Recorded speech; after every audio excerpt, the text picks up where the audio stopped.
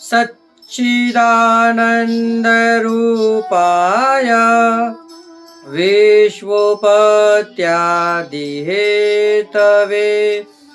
तापत्रय विनाशाय श्रीकृष्णाय वयं नमः। पुष्टिमार्गीय सर्वज्ञ करुणारसपूरित श्रेष्ठ फलप्रदाता च तस्मै श्री गुरुवे नमः। जय श्री कृष्णा। राधे राधे प्रियजनों, दास उपस्थित है आज आपके सामने एक अति क्रोधी ऋषि की कथा लेकर। यदि आपको ये कथा सुननी है तो उससे पहले इस दास के चैनल को सब्सक्राइब कर दीजिए, बेल आइकन बटन को दबा दीजिए, हो सके उतना शेयर भी करिए और लाइक करके कमेंट बॉक्स में राधे राधे या जय श्री वल्लभ अवश्य लिखिए। तो आज की जो कथा है वह कथा है श्री दुर्वासा जी की। कहते हैं महर्षि अत्रि जी के तप से संतुष्ट होकर भगवान शिव ही दुर्वासा के रूप में उनके पुत्र बने थे, रुद्रावतार थे। अतः स्वभाव में रौद्रता स्वाभाविक है, परंतु थे परम समर्थ। पुराणों में आपकी बड़ी विलक्षण कथाएं मिलती हैं। पूर्व में अम्बरीश जी एवं द्रौपदी जी के प्रसंग में इनका स्मरण किया जा चुका है। एक प्रसंग यहाँ भी दिया जा रहा है। बड़ी गौर से सुनिएगा प्रियजनों, बड़ी सुंदर कथा है। देखिए, परिपूर्ण ब्रह्म त्रिलोकपति अखंड ब्रह्मांड के जगतपति नायक कोटि कंदर्प लावण्य स्वयं जगदीश्वर भगवान श्री कृष्ण इनकी आज्ञा कैसे मानते हैं, किस प्रकार विनम्रता दिखाते हैं, ये इस कथा से हमें मालूम होगा और इस कथा के माध्यम से आप और हम जानेंगे। एक बार ये घूम रहे थे, घूमते घूमते कह रहे थे, मैं दुर्वासा हूं, मैं दुर्वासा हूं, मैं दुर्वासा हूं, मुझे निवास करने के लिए एक स्थान चाहिए, परंतु याद रखना मुझे तनिक से भी अपराध पर क्रोध आ जाता है। अब भला जान पूछकर कौन विपत्ति को मोल लेना चाहेगा। तीनों लोकों में किसी ने भी अपने यहाँ रखने का साहस नहीं किया। अंत में घूमते घूमते ये द्वारिका जा पहुंचे।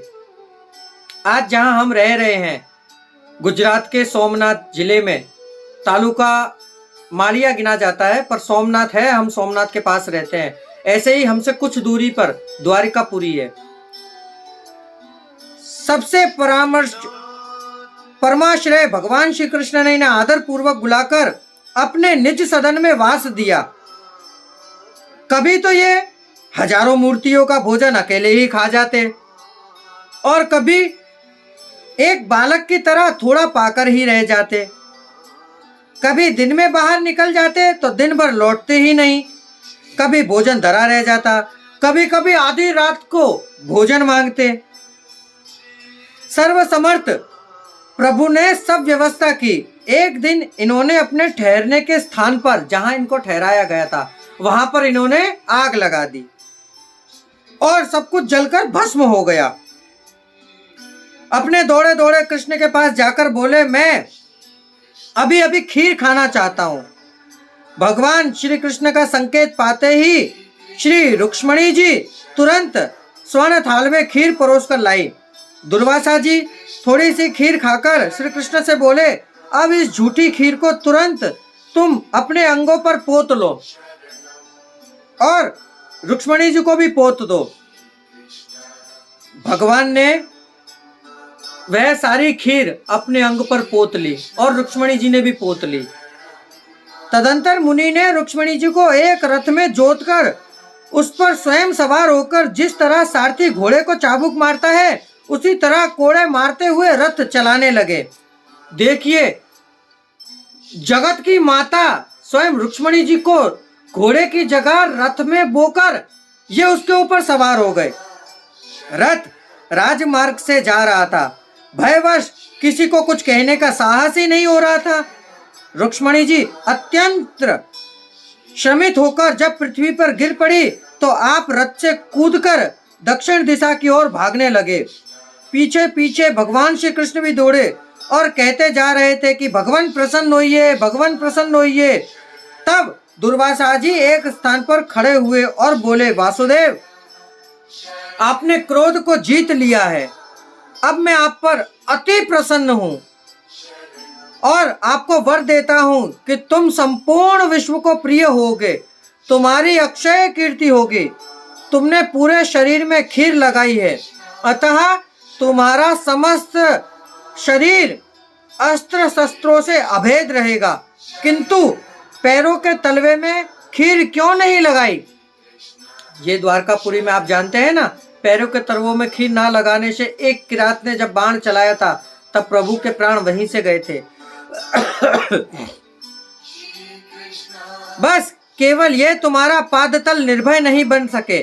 तत्पश्चात श्री रुक्मणी जी से बोले, कल्याणी, तुमको रोग तथा जरा नहीं स्पर्श करेगी, तुम्हारी अंग कांति कभी मलान नहीं होगी। इतना कहकर महर्षि अंतर ध्यान हो गए। श्री रुक्मणी जी को साथ लेकर श्री कृष्ण घर आए तो देखा कि मुनि के द्वारा जलाई अथवा नष्ट की हुई सभी वस्तुएं सुरक्षित है। ऐसा ही आपके अनेकों चरित्र हैं।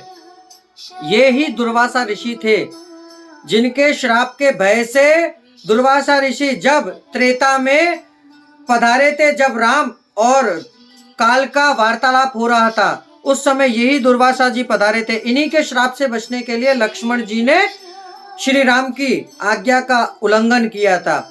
यही दुर्वासा ऋषि के श्राप से भगवान श्री कृष्ण के जामवंती के पुत्र शांब को श्राप दिया गया था।